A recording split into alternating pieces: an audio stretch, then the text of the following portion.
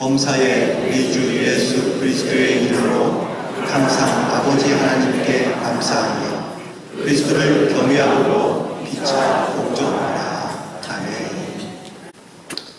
오늘도 주님께서 승리하는 복된 하루가 되시기를 간절히 축원드립니다. 오늘 교회에서 이제 예배를 마치고 난 다음에 좀 자유롭게 기도하고 돌아가는 그런 시간이 있었습니다. 그래서 목사님도 이제 묵상으로 기도하며 이렇게 있었는데 어디선가 은혜로운 찬양 소리가 들리는 겁니다. 그 은혜 찬양은 바로 주님 뜻대로 살기로 했네 라는 이러한 찬양을 여러분들 아마 들어보셨을 겁니다. 그래서 목사님들 기도하시면서 그런 찬양으로 이렇게 옆에서 기도하면서 찬양을 듣고 있으니 더 기도가 잘 되는 것 같았습니다. 근데 기도하다 보니까 조금 뭔가 이상하다는 생각이 들어요. 그래서 찬양하는 소리를 들어보니까 찬양이 알던 찬양이 아니라 가사가 좀 틀려요. 그래서 유심 있게 들어봤습니다. 어떤 가사인지. 주님 뜻대로 살기 힘드네.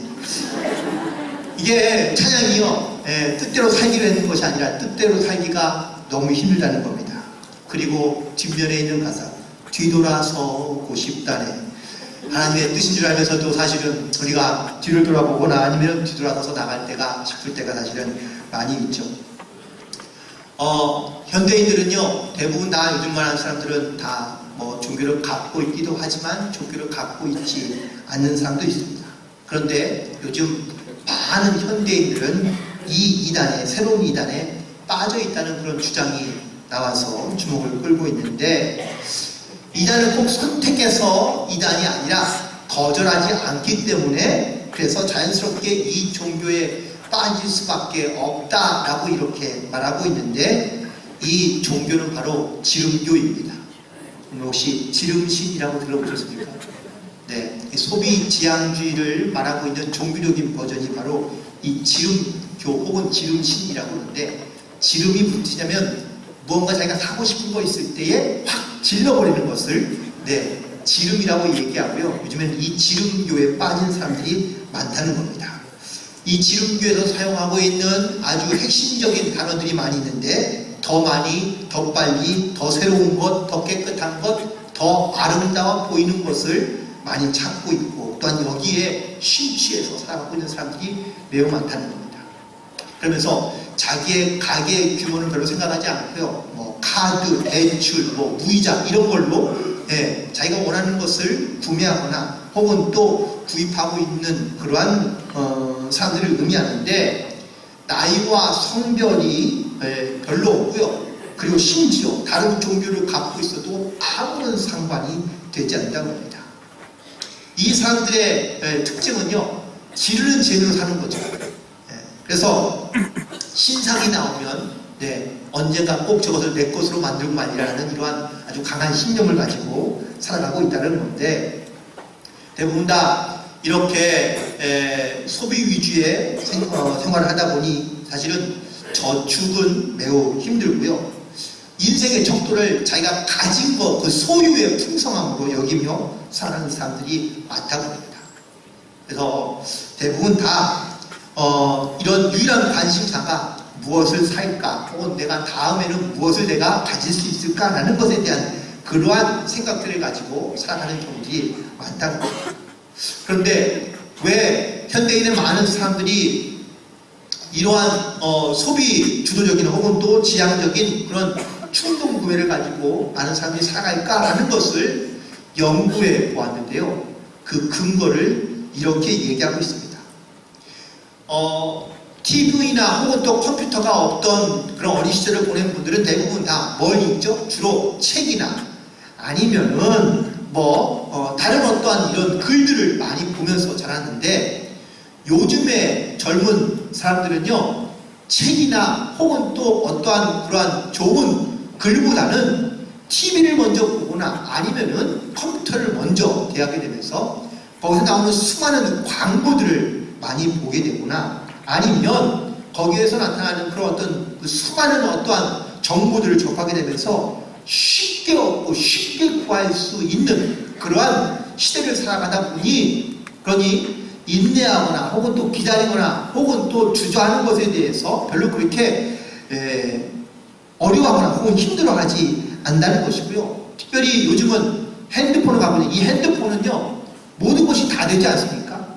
그래서 이 핸드폰을 갖고 있는 이 시대는 내가 원하는 물건을 내가 원하는 때에 내 마음대로 선택할 수 있고 또 구매할 수 있기 때문에, 그래서 요즘 시대는 더욱더 이런 소비 중심적인 그러한 시대 가운데 살고 있다고 말해도 과언이 아니라고 이야기를 하고 있습니다. 특별히 기독교인들에게는요, 사실 이 시대가 매우 영적으로 어려운 시대라는 이야기를 많이 합니다. 그 영적으로 어려운 시대의 의미가 이런 의미가 있는 것이죠. 바로 이제 윤리적이든 혹은 도덕적이든 아니면은 물질적이든 신학적이든 영적으로도 이 시대 가운데 사실 우리가 무언가를 확실하게 붙잡고 살기가 어려운 그런 시대가 되었다는 이야기들을 많이 하기 때문에 그렇습니다. 인내하기 어렵고 기다리는 것이 힘들고 혹은 또 기다리려 하지 않는 그러한 습관을 가지고 살아가는 시대가 바로 이 시대라는 것을 보여주고 있는 그러한 재미있는 또 다른 어떠한 우리의 사회의 한 다른 모습인 것을 보여주고 있습니다. 예수님도요, 우리가 알고 있는 한 예수님은 참 인내심이 많고 혹은 또 참을성이 많았던 그러한 분이신 것을 우리가 성경에서 많이 볼 수 있습니다. 사람들이 예수님을 조롱하거나 혹은 또 예수님을 어리석다고 표현하지만 예수님은 그 말을 들을 때에도 잘 인내하셨습니다. 또 종교의 지도자들은 예수님을 모함하고 협박하여 예수님을 십자가에 달게 했지만 예수님께서는 그것도 인내하시고 참으셨습니다. 심지어 자기와 가까이 있었던 지자들이 예수님을 배신하고 예수님을 다 떠났지만 예수님 그때에도 인내하셨습니다. 그런데 성경에 보니까 예수님께서 인내하지 않았던 한 사건이 등장하는데, 마태복음 21장, 마가복음 11장, 그리고 누가복음 19장과 요한복음 2장에서 공통적으로 등장하는 하나의 사건, 바로 예수님께서 성전에 올라가셔서 성전에 있는 모든 장사하는 사람들을 다 내어 쫓으신 사건입니다. 이때만큼은 예수님께서 인내하지 않으시고 참으시지 않으시고요, 거기 있는 모든 사람들을 다 내어 쫓으시면서 거기 있는 상을 다 물건들을 다 내어 쫓으시고 보셨던 것을 볼 수 있습니다. 그런데 이 사건을 보면서 여러분 과연 무엇을 생각하거나 혹은 무엇을 느끼십니까? 예수님께서도 화를 내시는구나 라는 것을 보여주거나 혹은 말하는 사건이 아니라, 이 사건을 통하여 그 성전에 있는 모든 사람들, 심지어 물건을 파는 사람들이 하나님을 중심으로 모여있는 것이 아니라 세상에 있는 어떤 자기의 생각과 혹은 자기의 유익을 위하여 모여있다는 사실을 보여주고 있다는 말씀입니다. 하나님을 알긴 알지만 하나님을 믿지 않고요, 또한 하나님께 제물과 제사를 드리지만 전혀 마음으로 드리는 제사가 아니고, 교회에 와 있거나 혹은 성전에 있지만 전혀 하나님을 예배할 만한 마음의 준비가 되어 있지 않는 그러한 모습 혹은 그러한 상태를 보여주고 있는 사건이라고 말할 수 있습니다. 그래서 오늘도 우리가 예배하러 나와 있긴 하지만, 그래서 하나님 앞에 두렵고 떨리는 마음으로 서 있는 겁니다. 솔직히 우리가 세상에 살아가면서 하나님 한 분만으로 만족하는 삶을 살고 계십니까? 아니요, 우리 세상에 살아가면서 늘 만족함이 별로 없습니다. 예를 들어서 저도 지금 핸드폰을 쓰고 있는데 한 1년 정도 된 것 같습니다.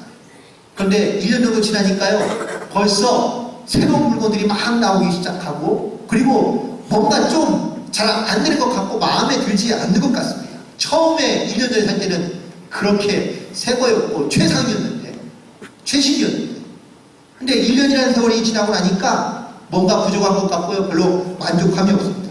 새로운 것이 나온 걸 보면은 저걸 갖고 싶다라는 그런 생각도 들긴 합니다. 특별히 내가 지금 쓰고 있는 물건이 문제가 있거나 아니면은 뭐 특별한 어떠한 어려움이 있는 것도 아닌데, 새로운 것을 보니 더 새로운 것을 더 갖고 싶어하는 그런 마음이 내 마음 가운데서 일어나고 있다는 겁니다. 결국 우리 일상에 살아가면서요, 사실은 우리가 내 삶에 그렇게 만족함을 느끼며 살아가는 경우가 과연 얼마나 있습니까? 아니요, 우리는 만족함보다는 늘 부족함을 느끼며 살아갑니다.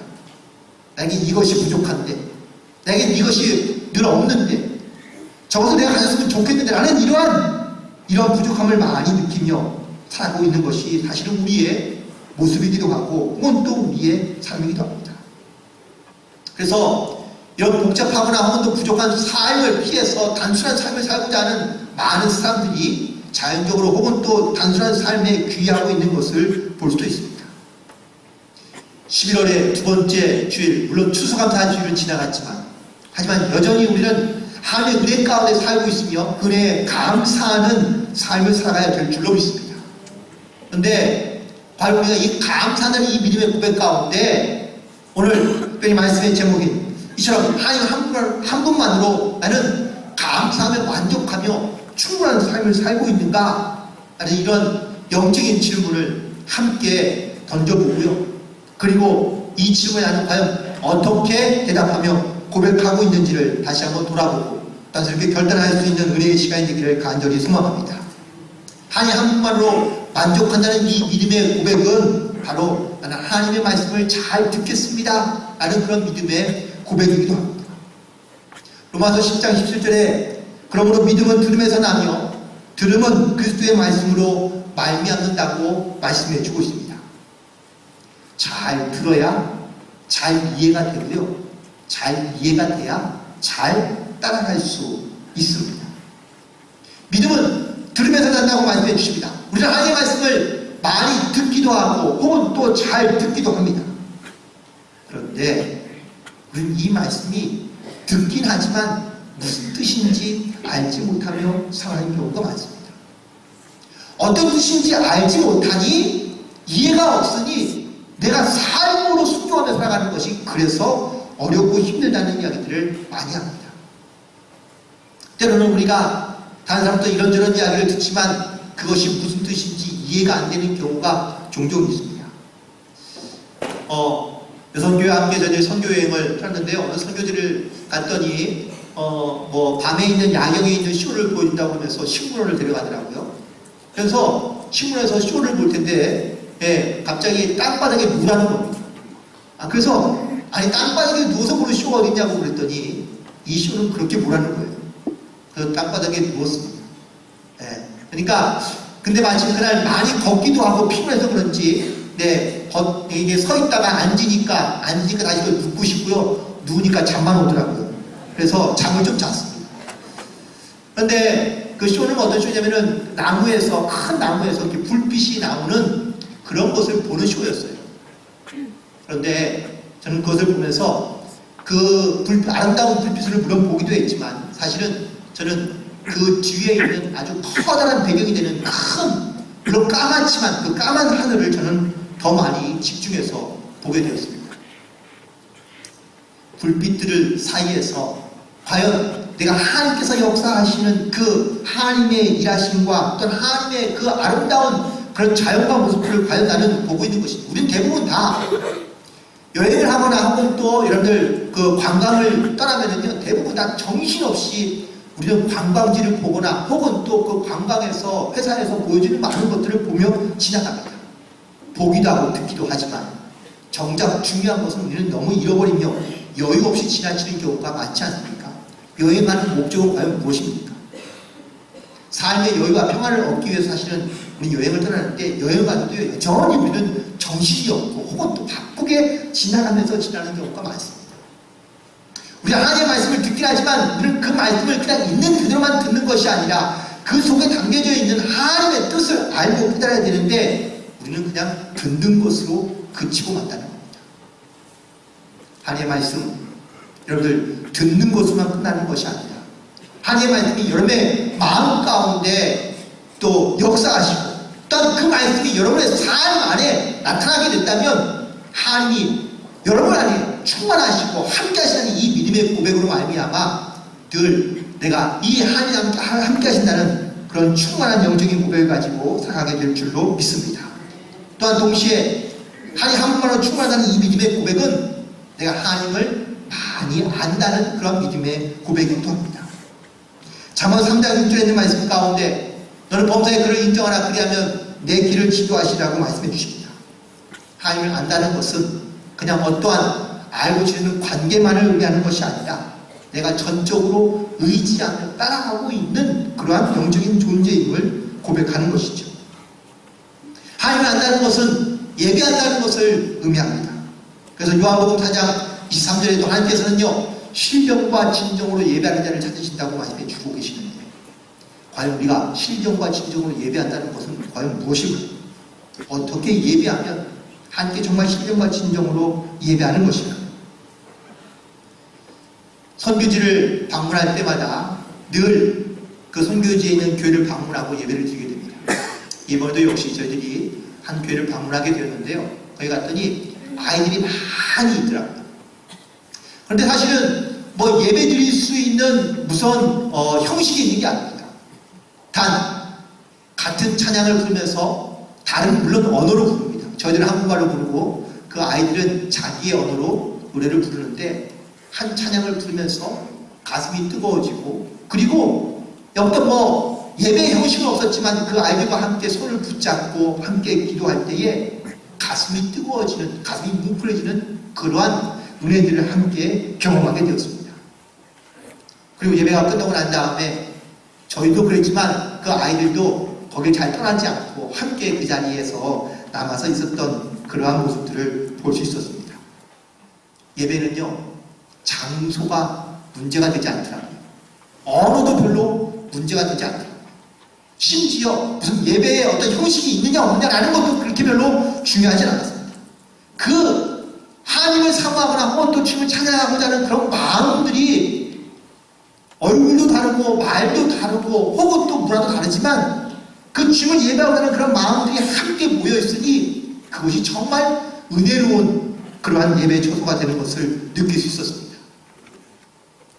지금 우리는 이 자리에요, 말도 통하고 혹은 문화도 같고 혹은 또 많은 사람들이 모여있지만 이곳에 정말 신령과 진정으로 하나님께 예배드리고자 하는 그런 마음으로 모여있지 않는다면 우리는 하나님의 영으로 충만한 그러한 은혜의 자리에 있지 못할 수도 있습니다.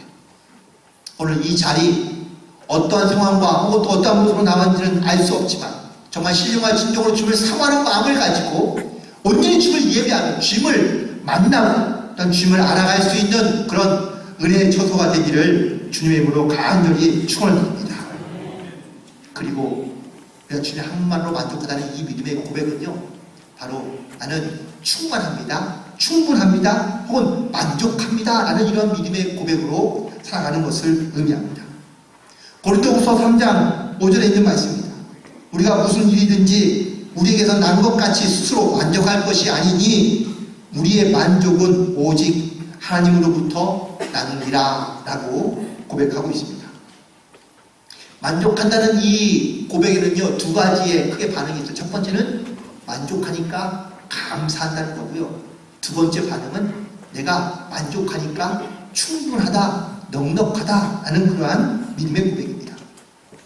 여러분 과연 언제 감사한다고 고백하십니까? 내가 무언가 내 삶에 어떤 면은 여유가 있거나 혹은 또 내가 하나님의 이것이 은혜이구나라는 것을 내가 깨닫게 될 때에 우리가 하나님 앞에 감사한 고백을 하지 않으세요?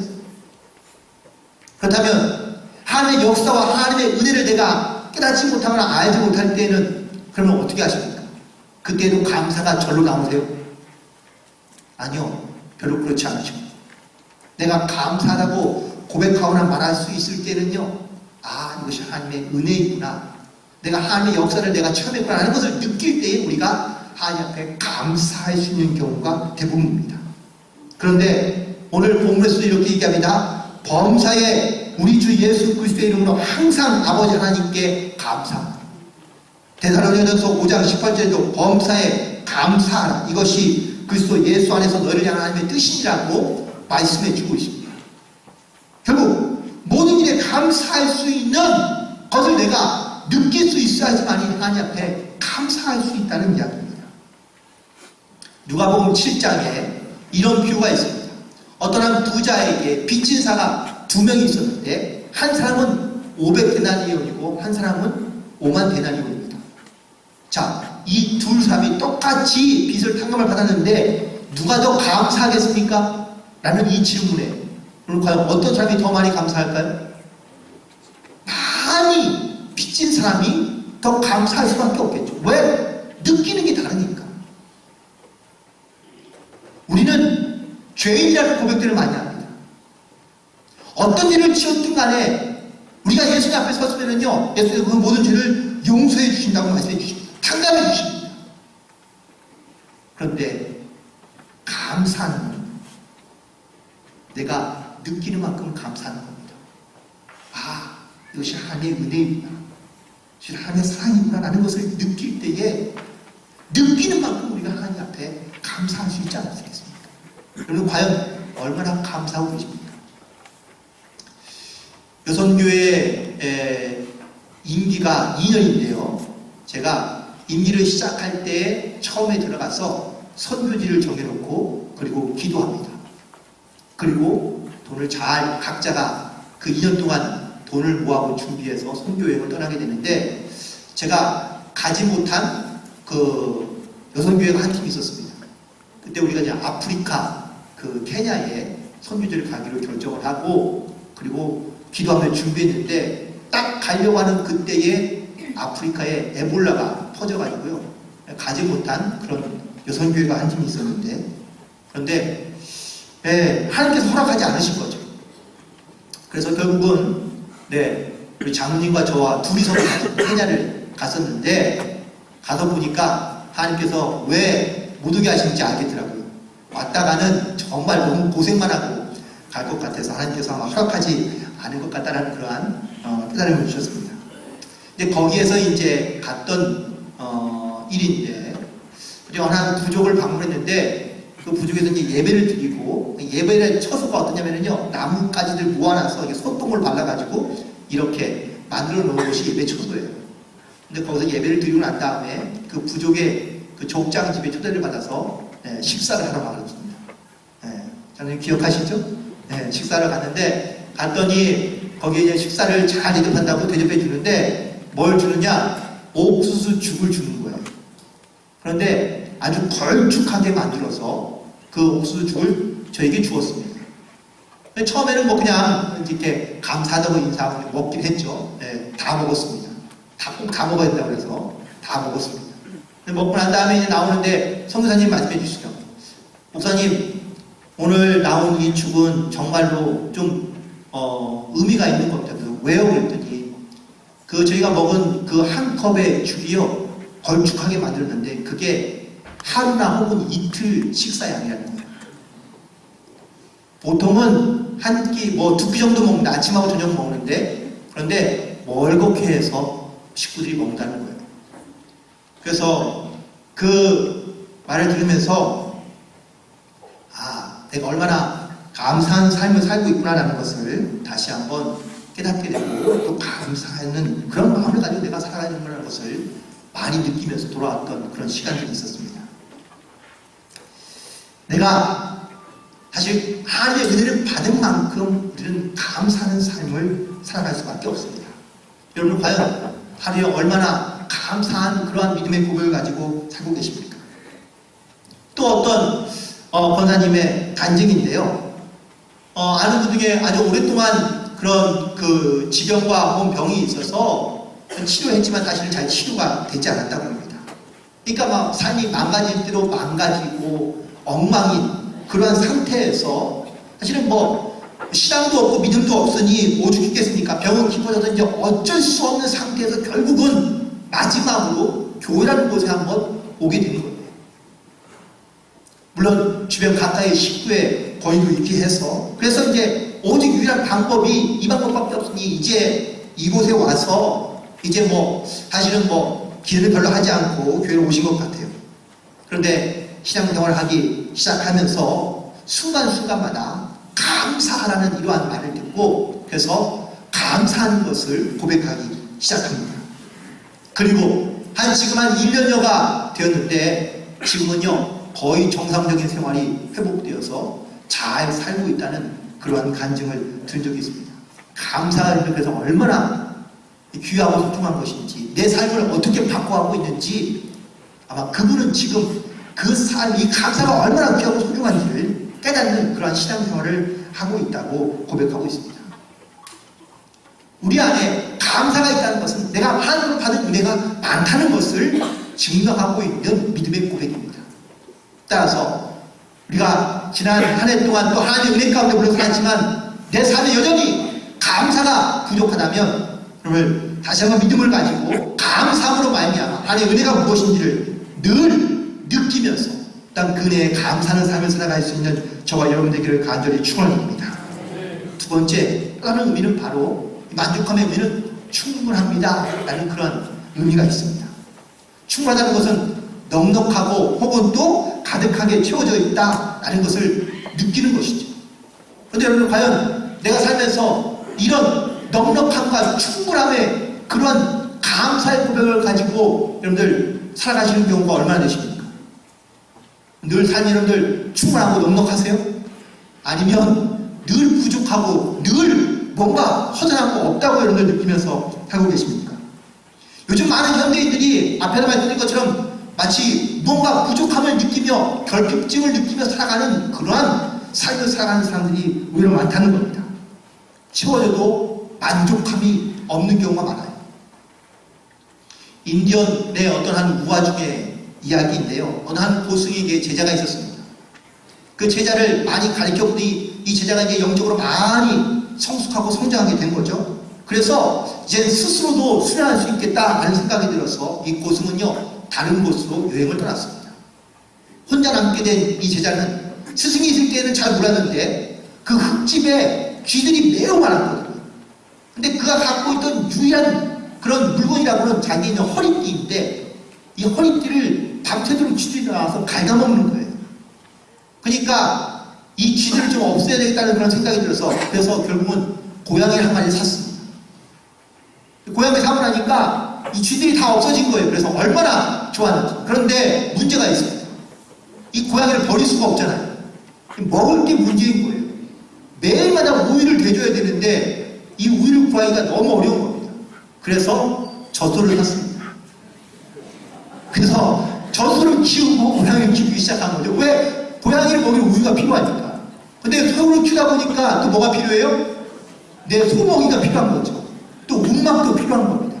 그래서 움막도 짓고 그래서 그 텃밭을 구해서 거기서 이제 그 농산물을 키우기 시작한 거죠. 왜? 소를 먹이고요. 그런데 텃밭에서 이게 그 농사를 짓다 보니까 자기는 돌을 수련해야 되는 사람인데 이 농사에 너무 집중하다 보니까 돌을 닦을 수가 없는 거예요. 그래서 어떻게 해요? 사람을 샀습니다. 농사를 지으라. 근데 농사를 짓다 보니까 사람이 점점점 늘어나요. 근데 자기가 다 관리할 수가 없는 거예요. 어떻게 하면 좋을까요? 관리할 사람을 찾아야 되는데 돈을 주고 또 사야 되잖아요. 그래서 이번엔 그러니 차라리 결혼하자. 그래서 여자를 만나서 결혼하고요. 아내에게 이 모든 사람들을 관리하도록 시킵니다. 이렇게 하다 보니 집이 생기고 그리고 이 제자는요 그 동네에서 부자가 되었다는 겁니다. 그리고 오랜 세월이 지나서 스승이 다시 돌아왔습니다. 그러다 보니 깜짝 놀란 거예요. 무슨 일이냐고 물었습니다. 그랬더니 이 제자가 이 스승에게 이렇게 대답합니다. 스승님, 제 말을 믿으실지 모르겠지만 이렇게 하지 않으면요 제 허리띠가 엉망이 되기 때문에 제가 허리띠를 보존하다 보니 여기까지 오게 됐습니다 라고 이렇게 얘기했다는 겁니다. 우리는 자기의 부족함을 메우기 위해서 무언가를 다시 한번 찾고 혹은 또 무언가를 가져옵니다. 하지만 그걸로 메워지느냐? 아니요. 또 다른 부족함을 느끼면서 또 다른 것을 우리는 찾고 있다는 이야기예요.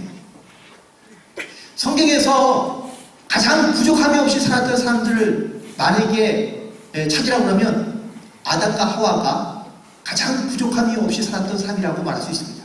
에덴 동산이 있었는데 거기는 부족함이 전혀 없었잖아요. 그런데 어느 순간 이 아담과 하와는요 자기의 부족함을 느낍니다. 그때 이 사람들이 왜 아담과 하와가 부족함을 언제 느꼈죠? 뱀이 한 말 때문에 그렇습니다. 야, 저것도 먹을 수 있어. 왜 저거는 안 되는데? 모든 것이 다 되는데 없는 것 하나 그를 바라보기 시작하자 아담과 하와는요 부족함을 느끼는 겁니다. 아, 저것도 내 거면 좋겠는데. 결국 자기의 부족함을 가지려 했던 아담과 하와는요, 모든 것을 잃고 맙니다. 에덴에서 부족한 것이 있다면 오직 사람의 마음만 부족함을 느낄 뿐입니다. 우리가 살고 있는 지금 이 시대는요, 과잉의 시대라는 이야기를 많이 합니다. 너무 많은 거, 너무 풍족하고 너무 많이 있으니까 이게 부족한 게 아니고 넉넉한데도 불구하고 우리는 남이 가진 걸 보면서 더 부족하다고 느끼며 살아가는 경우가 많다는 겁니다. 하나로 충분할까요? 네, 하나로 사실은 충분한데 우리는 하나로 충분하다고 느끼지 못하며 살고 있다는 겁니다. 영국에 가장 영향력이 있던 작가 중에 한 사람인 G.K. 체스터턴이라는 사람이 이렇게 얘기합니다. 넉넉하게 살고 싶습니까? 넉넉하게 살기 위한 두 가지의 방법이 있는데, 첫 번째 방법은 더 많은 것을 모으는 겁니다. 두 번째 방법은요, 네, 바로 더 적은 것을 필요로 한다는 겁니다. 이 말은 가장 최소한의 것만 가지며 살아가는 것이 넉넉하게 사는 비결이라는 겁니다. 혹시 여러분들 이 두 가지 방법 가운데 어떤 것을 주로 쫓거나 혹은 또 따라가고 계십니까? 대부분 우리는 다 더 갖기 위하여, 더 얻기 위하여 노력합니다. 자족하는 마음은요, 영적인 방향성과 매우 큰 연관성이 있습니다.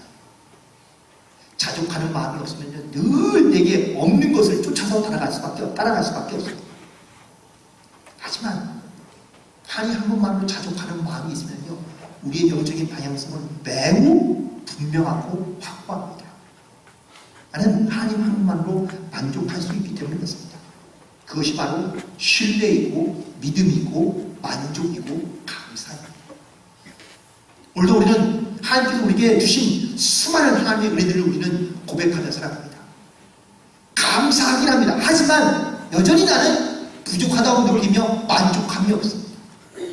그러니 감사가 줄어들거나 아니면 적을 수밖에 없는 겁니다. 내가 하나님의 은혜를 느끼며 내가 하나님의 은혜임을 내가 깨달을 때마다 우리는 하나님 앞에 감사할 수밖에 없습니다. 오늘도 우리는 하나님의 은혜로 말미암아 살아가고 있습니다. 또 주께서 우리 가운데 은혜를 주셔서 하나님 앞에 감사할 수 있는 믿음의 고백들을 가지고 살아갈 수 있습니다. 그런데 우리는 여전히 나의 부족함을 바라보고 또한 내가 없는 것들을 찾으려 하며 그것을 또한 나의 것으로 만들려고 노력하면서 우리는 늘 없는 것만 생각하며 감사하지 못하는 경우가 많습니다.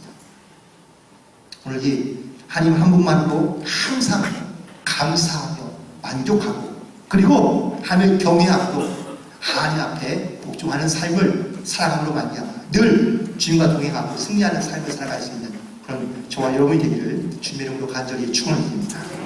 기도하시겠습니다. 하나님, 먼저 감사합니다. 그리고 모든 것에 감사합니다.